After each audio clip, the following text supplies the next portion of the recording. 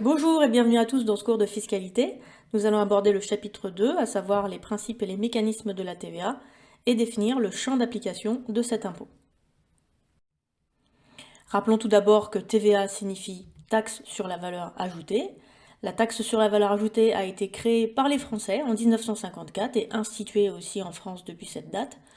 Le mécanisme de prélèvement de cet impôt est tellement intéressant qu'on a ensuite été copié. La TVA a ensuite été adoptée par tous les membres de l'Union européenne et aujourd'hui, il y a plus de 130 États dans le monde qui l'ont adoptée. Vous avez déjà un petit peu des connaissances sur la TVA et nous avons surtout rappelé dans le dernier chapitre que la TVA rapporte à elle seule près de la moitié des recettes fiscales de l'État. C'est donc la première ressource fiscale de l'État.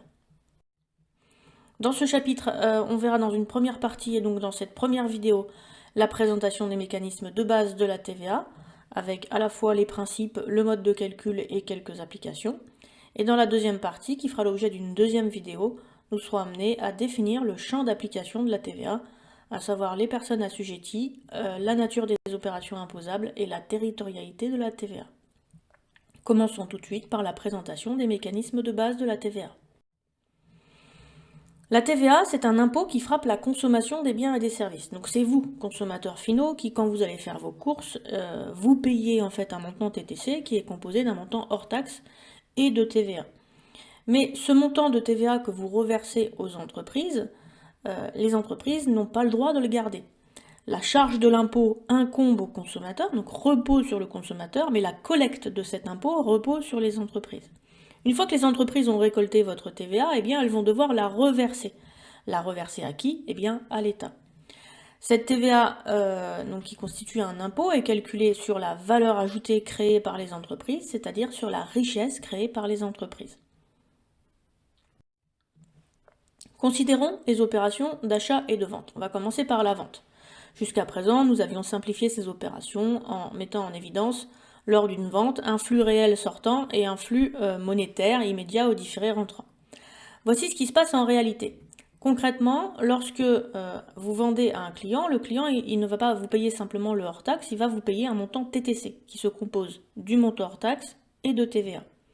Cela correspond en fait au montant des marchandises ou des produits finis. Là, ici, j'ai pris des marchandises, mais on aurait tout aussi bien pu prendre des produits finis. Donc, le montant des marchandises hors taxe, qui correspond bien au flux sortant vers le client, puisque on a un flux réel. Mais il y a également la TVA, qui constitue également un flux sortant, mais c'est un flux monétaire sortant différé. Pourquoi? Parce que quand vous regardez le règlement, en fait, on a récupéré le hors-taxe, et ça c'est normal de récupérer le hors-taxe, mais on a surtout récupéré de la TVA. Et en tant qu'entreprise, cette TVA ne nous appartient pas. On est obligé de la reverser à l'État. Donc dès qu'on l'a récupérée, on sait qu'à un moment donné, il faudra la reverser. C'est pour ça que la TVA collectée apparaît ici comme un flux sortant, c'est un flux monétaire sortant différé. Il faudra le reverser à l'État, mais plus tard. Synthétisons ce schéma sur le cours. Concrètement, sur leur vente, les entreprises assujetties, nous allons définir ce que c'est qu'une entreprise assujettie, facturent au client un montant TTC qui se compose du montant hors taxe et de TVA. La TVA sur cette vente, on dit qu'elle est collectée pour le compte de l'État. L'entreprise devra lui reverser, il s'agit donc d'une dette envers l'État, c'est donc un compte de passif puisque toutes les dettes apparaissent au passif du bilan. En comptabilité, cela se traduira par le crédit du compte 44 571 TVA collecté, que vous pouvez regarder dans le plan de compte. Alors certes, on n'est pas en compta, mais l'idée c'est aussi de faire le lien entre le cours de fiscalité et le cours de comptabilité. De l'autre côté, on va étudier les achats. Lorsque une entreprise fait un achat auprès d'un fournisseur, eh bien, elle ne va pas simplement lui régler le hors-taxe, mais elle va lui régler le TTC, qui se compose d'un montant hors-taxe et de TVA. De fait, elle a réglé de la TVA à cette entreprise. Mais l'entreprise, elle n'est pas consommateur final. Donc elle n'est pas censée en fait la payer, cette TVA. C'est pour ça que, en contrepartie de ce règlement, donc, on va avoir le flux réel qui va rentrer, correspond aux marchandises. J'ai fait un achat, donc le flux réel rentre. Et je vais retrouver le montant de la TVA qui constitue ce qu'on appelle de la TVA déductible. Ça veut dire que la TVA que l'entreprise a versée à son fournisseur, eh bien l'État va lui rembourser car elle n'est pas considérée comme consommateur final. Il s'agit donc d'un flux monétaire entrant différé puisque l'État va rembourser l'entreprise. Autrement dit, la TVA déductible est une créance sur l'État. On résume ceci dans le cours. Sur leurs achats, les entreprises payent un montant TTC à leurs fournisseurs qui se compose d'un montant hors taxe et de TVA. La TVA sur cet achat pourrait être déduite de la TVA collectée sur les ventes. Autrement dit, on va pouvoir se la faire rembourser. Cette TVA déductible constitue une créance sur l'État, car l'État va lui rembourser. En comptabilité, à votre avis, ça va se traduire par quel flux? Un flux entrant ou un flux sortant? Si on regarde la flèche, on voit bien que la TVA déductible est un flux monétaire entrant différé. Il s'agit ici d'une créance sur l'État, l'État étant un tiers. On va donc débiter des comptes de TVA déductibles. Alors le compte de TVA déductible, c'est le 44,56. Mais selon la nature de la TVA déductible, si c'est une TVA déductible sur autres biens et services, alors on utilisera le 44,566. Si c'est une TVA déductible sur immobilisation, on utilisera le compte TVA déductible sur immobilisation.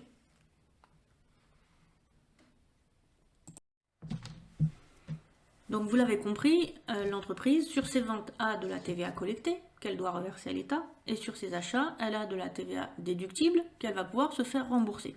Et bien tous les mois, pour le régime normal de TVA, l'entreprise va devoir simplement faire la différence entre ce qu'elle doit à l'État, c'est-à-dire la TVA collectée, et ce que l'État lui doit, c'est-à-dire sa TVA déductible. Concrètement, deux situations peuvent se passer. Soit il y a plus de TVA collectée que de TVA déductible, et dans ce cas-là, qui doit de l'argent à qui? On a dit que la TVA collectée était une dette pour l'entreprise, et que la TVA déductible était une créance sur l'État. Ça veut dire que s'il y a plus de TVA collectée que de TVA déductible, alors c'est l'entreprise qui va devoir verser la différence à l'État. On appelle ça la TVA à décaisser ou TVA à payer. C'est donc la différence entre la TVA collectée sur les ventes et la TVA déductible sur les achats. C'est le cas le plus courant, puisque généralement le montant des ventes est supérieur au montant des achats. Mais il se peut que certains mois, il y ait plus de TVA déductible que de TVA collectée. Ça va être le cas, par exemple, lorsqu'il y a un gros achat d'immobilisation qui donne lieu à beaucoup de TVA déductible. Prenez par exemple un achat d'un camion qui fait 20 000 euros hors taxe. Ça vous fait 20 000 fois 20%, 4 000 euros de TVA déductible d'un coup. Donc il se peut que sur certains mois, il y ait plus de TVA déductible que de TVA collectée. Donc dans ces cas-là, ça veut dire que vous avez la TVA déductible est une créance pour vous, donc c'est l'État qui vous doit plus d'argent que vous n'en devez à l'État. Et dans ce cas-là, au final, à la fin du mois, c'est pas vous qui devez payer l'État, c'est l'État qui doit vous rembourser le surplus de TVA déductible sur la TVA collectée. On appelle ça alors un crédit de TVA. Et vous détenez alors dans ce cas-là une créance sur l'État.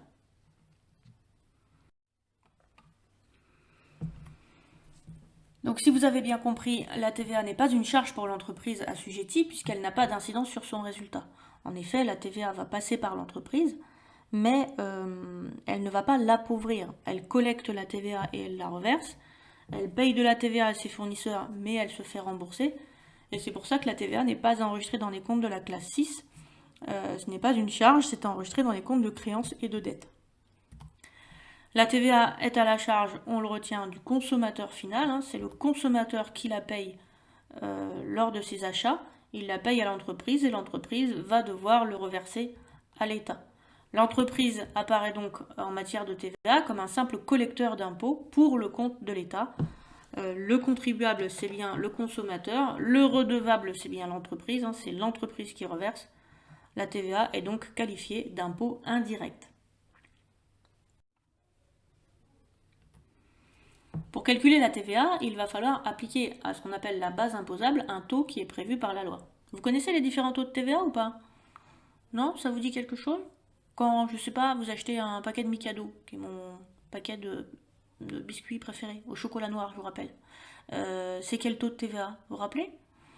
Alors c'est 5,5, 5,5 pour l'alimentaire.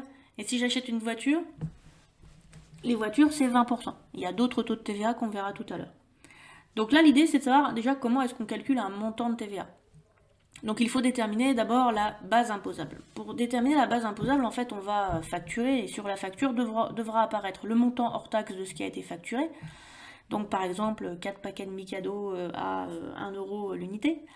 On fera apparaître également les frais accessoires à la livraison. Donc ça peut être des commissions, des intérêts, mais essentiellement des frais de transport. Par exemple, quand vous commandez sur Internet, on vous facture les frais de transport. Et on va également vous facturer s'il y a des importations, mais on ne verra pas le cas des importations cette année, des droits de douane. Et il faudra enlever à ça les rabais, remises, ristournes, qui sont des réductions à caractère commercial. Donc, par exemple, si vous achetez en grande quantité, les réductions viendront en diminution de ce que vous devez payer. Vous devrez également enlever les réductions financières, ce qui sont des réductions accordées aux clients lorsqu'ils payent rapidement, donc s'ils payent au comptant par exemple.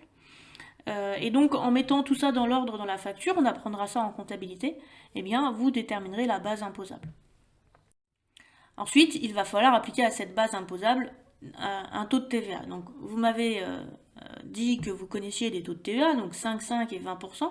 Je suis d'accord, mais est-ce que vous en connaissez d'autres? Est-ce qu'il n'y a pas d'autres taux de TVA en France? Il y en a combien déjà des taux de TVA?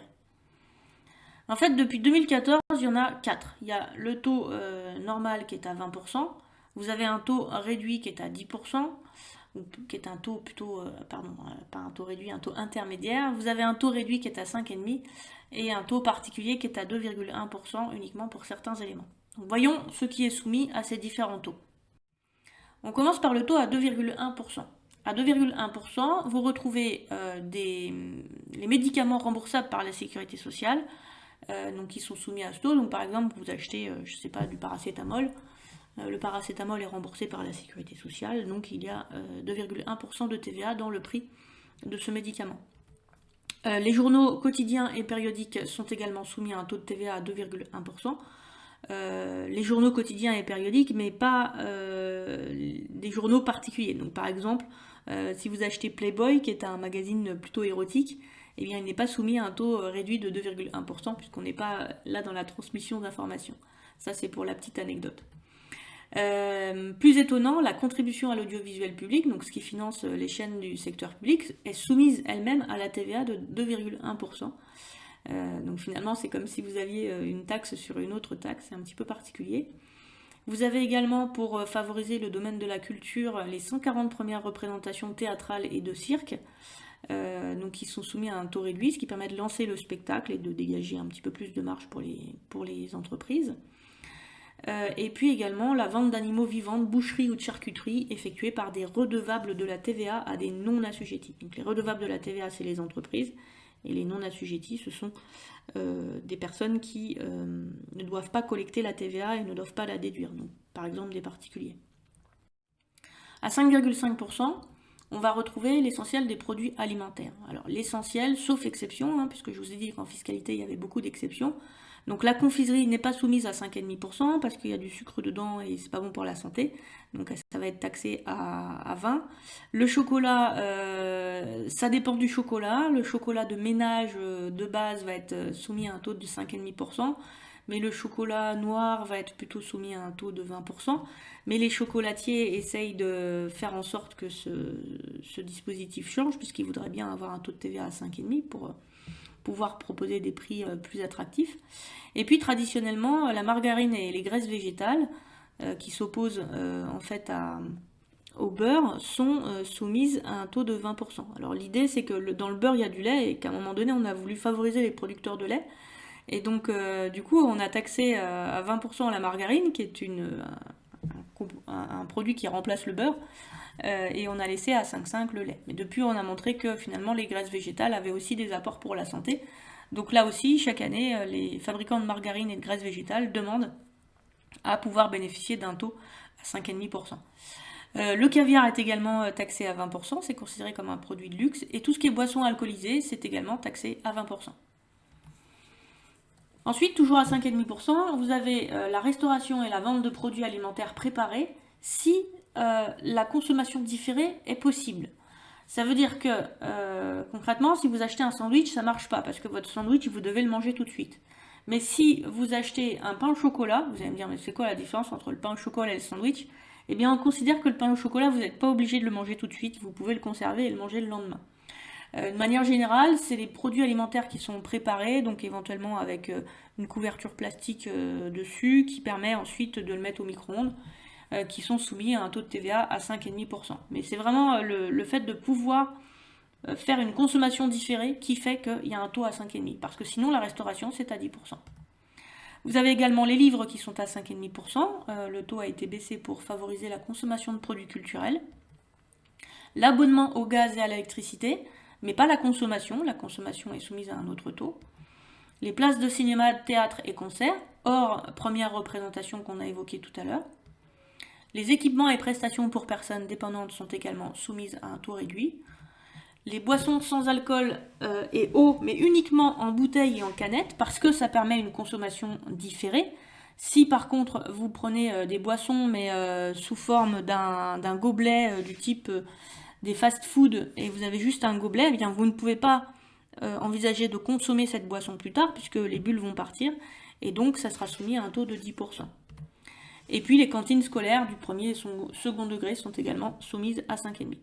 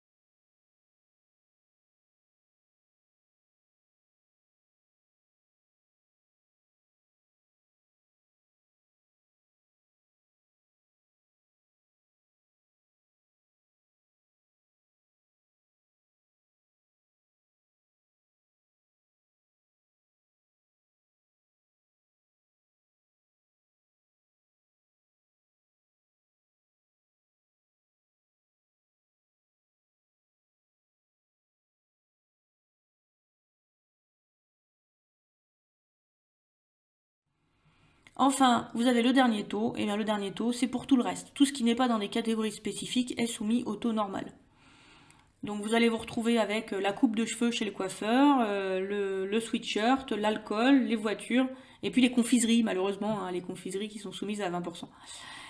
Sachez que sur les départements d'outre-mer, c'est un taux de 8,5 qui va s'appliquer sur les opérations qui sont soumises à 20% en métropole. Donc ça permet en fait de compenser en partie le coût du transport et de faire en sorte que les prix ne soient pas trop élevés sur Guadeloupe, Martinique, etc. Et donc ils ont une imposition spécifique. On va faire une première application où on va calculer la base imposable, la TVA et le montant TTC. Et donc c'est une application qui sert aussi bien à la fiscalité qu'à la comptabilité, puisqu'on va en profiter pour voir l'enregistrement comptable. Le 12 octobre de l'année N, le fournisseur Arthur a vendu au client Bernard un ordinateur pour un montant de 600 € hors taxe. C'est la facture numéro 15 à régler sous 8 jours. On va donc présenter notre première facture. Alors de façon un peu intuitive, sur une facture, en fait, il y a un émetteur et un récepteur. Donc l'émetteur, ça va être qui? Le fournisseur ou le client ici? Eh bien sûr, c'est le fournisseur. Et cet émetteur, il va se mettre en haut à gauche. Donc c'est la personne qui établit la facture. Et forcément, le client va se mettre en bas à droite. On va faire apparaître Arthur et Bernard. Donc retenez, en haut à gauche, c'est toujours le fournisseur. Et en bas à droite de l'en-tête, puisque là vous êtes sur l'en-tête de la facture, c'est le client. Ensuite, on va faire apparaître les informations qui concernent cette facture. Donc je vous rappelle qu'il y a des informations obligatoires sur la facture, à savoir le numéro de la facture, la date d'établissement de cette facture, et il y aura également les conditions de règlement, puisque là, ici, c'est marqué à régler sous 8 jours. Donc je fais apparaître ces éléments. Donc le numéro de la facture est généralement au milieu de l'en-tête. La date apparaît soit en haut à droite, soit en bas à gauche, hein, c'est pas normalisé. Et en bas apparaissent les conditions de règlement. À partir de là, je vais faire apparaître la quantité et le prix des éléments qui ont été facturés. Alors, il y a un ordinateur pour un montant de 600 euros. Donc très simplement, l'ordinateur correspond à un montant hors taxe de 600 euros. Il s'agira de ma base imposable. Je vais donc calculer la TVA sur la base de ces 600 euros. À quel taux de TVA est soumis l'ordinateur, à votre avis? C'est quel type de bien? Alors, c'est pas un bien qui est soumis, c'est pas de l'alimentaire, c'est pas soumis à un taux de 10%, donc c'est forcément un bien qui est soumis au taux normal. Donc on va calculer la TVA en faisant base imposable, 600 euros, multiplié par un taux de TVA de 20%. Ce qui vous donne 120 euros ici, donc 600 fois 20%. Faites bien les calculs sur la calculatrice parce que pour certains vous n'êtes pas très à l'aise avec les pourcentages, donc n'hésitez pas. Ceux qui veulent aller plus vite, vous pouvez faire 600 multiplié par 0,2 évidemment, ça donne la même chose. Une fois qu'on a le montant hors taxe et la TVA, quand on additionne le hors taxe et la TVA, on obtient un montant TTC. TTC, ça veut dire toute taxe comprise. Donc c'est ce qu'on appelle le net à payer TTC, net à payer car c'est ce que le client va devoir payer à Arthur, à son fournisseur, pour un montant de 720 euros. Pour pouvoir enregistrer cette facture, on a besoin d'abord d'identifier la nature de l'opération réalisée par Arthur. Rappelons tout d'abord qu'Arthur, il est précisé qu'il est grossiste. Ça veut dire qu'ici, son activité consiste à acheter et à revendre des ordinateurs ou du matériel informatique. Donc ici, Arthur est fournisseur. Il a vendu à Bernard un ordinateur. Il s'agit donc d'une vente de marchandises. Et cette vente de marchandises, elle a lieu au comptant ou à crédit? Eh bien, il est précisé que le règlement a lieu sous huitaine. Sous huitaine, ça veut dire sous 8 jours. Donc le paiement n'est pas immédiat. Il s'agit donc d'une vente de marchandises à crédit. On va tout d'abord enregistrer le flux réel. Donc le flux réel ici est un flux réel sortant puisqu'on est en train de vendre au client. Quelle est la valeur de ce qu'on vend au client? Eh bien c'est le montant de l'ordinateur. Du coup je fais apparaître 707, vente de marchandises au crédit pour 600 euros. Sur cette facture il y a de la TVA. Cette TVA est-elle de la TVA déductible ou de la TVA collectée? Sur les ventes, qu'est-ce qu'on a? De la TVA collectée ou de la TVA déductible? Une idée? Eh bien, la TVA que vous facturez à votre client, c'est de la TVA collectée. Cette TVA collectée constitue-t-elle une créance ou une dette envers l'État? Eh bien, cette TVA, vous n'avez pas le droit de la garder, vous allez la récupérer dans un premier temps en tant que fournisseur, mais vous allez devoir la reverser à l'État. Il s'agit donc d'une dette envers l'État, et c'est pour ça qu'elle va apparaître également au crédit. D'une manière générale, retenez que la TVA, c'est comme le petit boulet de l'opération principale. Donc si votre vente elle est au crédit et qu'elle sort, votre TVA elle va également être au crédit et elle va également se retrouver en flux sortant. C'est un flux sortant différé ici car on devra la reverser. En contrepartie, le client doit payer, donc on enregistre la créance sur le client. 411 clients pour 720 euros. Petit moyen mémotechnique ici, deuxième moyen mémotechnique, en plus du petit boulet. Vous avez le compte de vente qui commence par un 7 et dans la TVA collectée, vous avez également un 7. Comme ça, ça vous rappelle que sur les ventes, il y a de la TVA collectée. Enregistrons maintenant cette facture dans le journal de l'entreprise Bernard. Donc Bernard ici est positionné en tant que client. On va changer de comptabilité. D'habitude, on ne fait pas ça, on reste toujours chez la même entreprise. Mais là, on va se demander ce qui se passe dans la comptabilité de Bernard. Donc Bernard ici est positionné en tant que client. Son activité, il est noté dans le contexte qu'il est entrepreneur dans le bâtiment. Et donc il a acheté un ordinateur. Alors à quoi va lui servir cet ordinateur? En fait, ça va lui servir probablement à gérer sa facturation, ses commandes, des choses comme ça. Donc cet ordinateur, il va l'acheter pour le garder dans l'entreprise. Il s'agit donc d'une acquisition d'immobilisation pour lui. Acquisition d'immobilisation à crédit. Eh bien, puisque vous avez acheté une immobilisation, le flux entrant, dans un premier temps, correspond à cette immobilisation. Il faut donc chercher le numéro de compte dans lequel enregistrer l'ordinateur. On trouve le compte 2183 matériel de bureau et matériel informatique pour 600 euros. Ensuite, on identifie la nature de la TVA. Ici, j'ai fait un achat, donc la TVA qui apparaît sur cet achat, en fait, je vais la payer à mon fournisseur, mais l'État va me la rembourser. Il s'agit donc d'une TVA déductible sur immobilisation, le compte 44 562.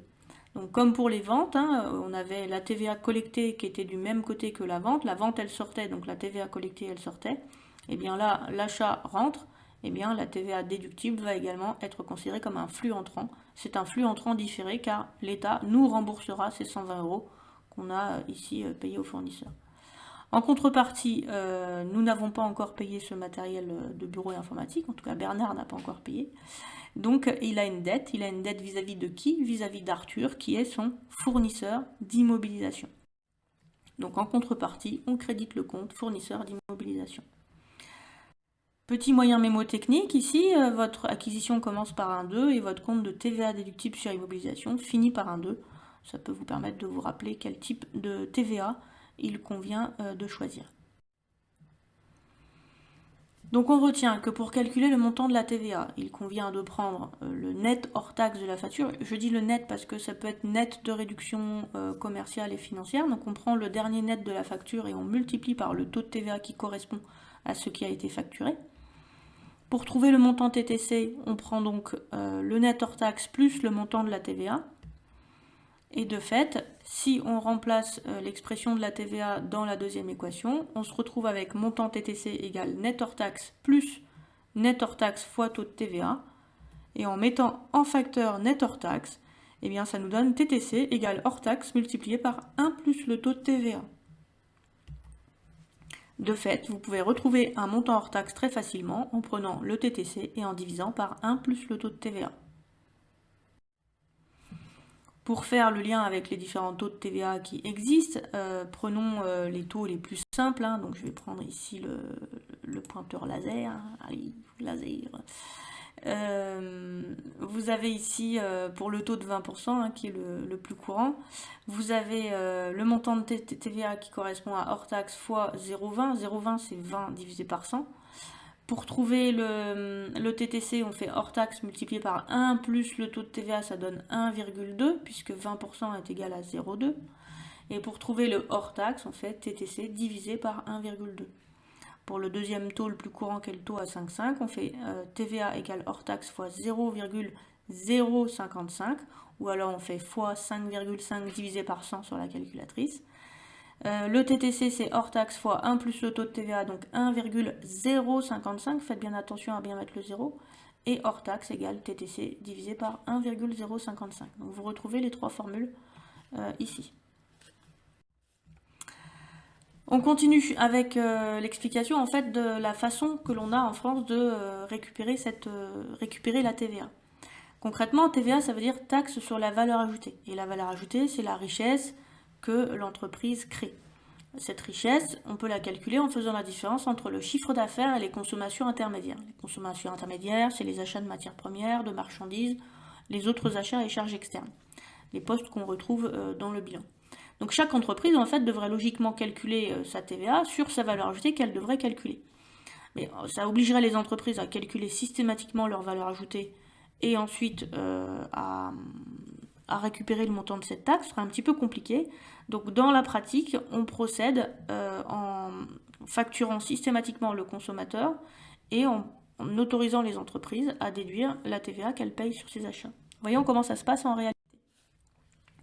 Considérons ici une scierie. Donc une scierie, c'est une entreprise qui fabrique du bois, donc elle va exploiter la forêt et puis il en ressort des planches de bois. Donc cette scierie, on va considérer qu'elle n'a pas d'achat, de façon très simple, elle a été chercher du bois dans la forêt. On néglige toutes les charges qu'elle a consommées et on considère qu'elle a vendu du bois à un ébéniste. Un ébéniste, c'est un fabricant de meubles, pour 500 €. L'ébéniste B, lui, a fabriqué du coup un meuble qu'il a revendu à un commerçant, donc un distributeur de meubles, pour un montant de 2000 €.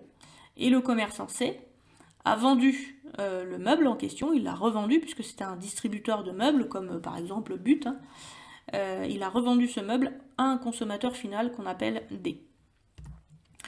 Puisqu'il y a eu ici à chaque fois des ventes, il y a des factures qui ont été établies par les trois intermédiaires. Vous avez tout d'abord une première facture qui a été établie par la scierie A, qui est ici fournisseur, qui a vendu à son client, l'ébéniste B. Le montant du bois qui est facturé est de 500 €. Le montant de la TVA qui va être calculé sur cette transaction est de 100 €, c'est-à-dire 500 multiplié par 20%. Et en faisant 500 plus 100, on trouve un montant TTC de 600 €. Je vais vous laisser faire pause et établir les factures de l'ébéniste B qui facture le commerçant C et le commerçant C qui facture le consommateur final D. Donc faites pause sur la vidéo et faites vos calculs.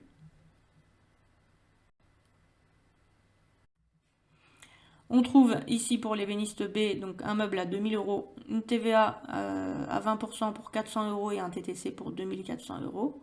Et pour la dernière facture, on trouve un meuble pour une valeur de 3000, une TVA à 600 € et un TTC pour 3600 €.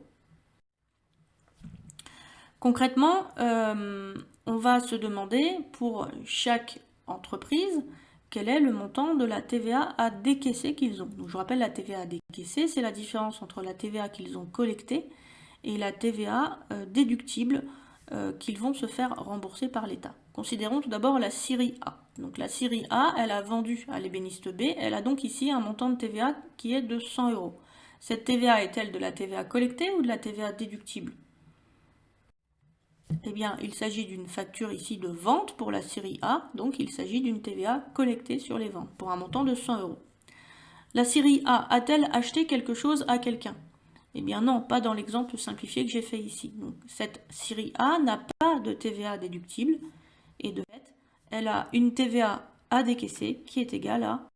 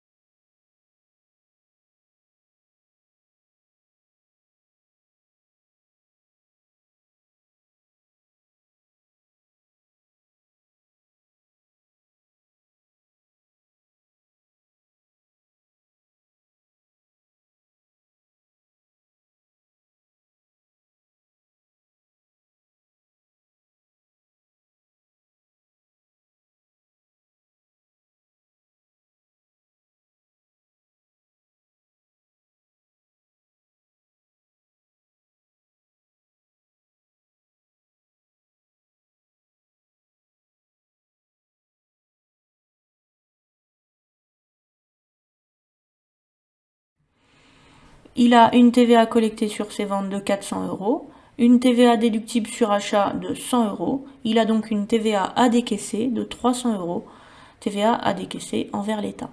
On fait la même chose avec le commerçant C. Le commerçant C a revendu le meuble au consommateur D pour un montant de 3600 € TTC. Lors de cette vente, il a collecté de la TVA à hauteur de 20%, c'est-à-dire ici 20% des 3000 €. Mais le commerçant C apparaît également sur cette facture. Il apparaît ici en tant que client puisqu'il avait acheté le meuble à l'ébéniste. Lors de cet achat, il a supporté de la TVA. Cette TVA qu'il a supportée, eh bien, l'État va lui rembourser. Il s'agit de TVA déductible. La situation du commerçant C à la fin du mois est donc la suivante.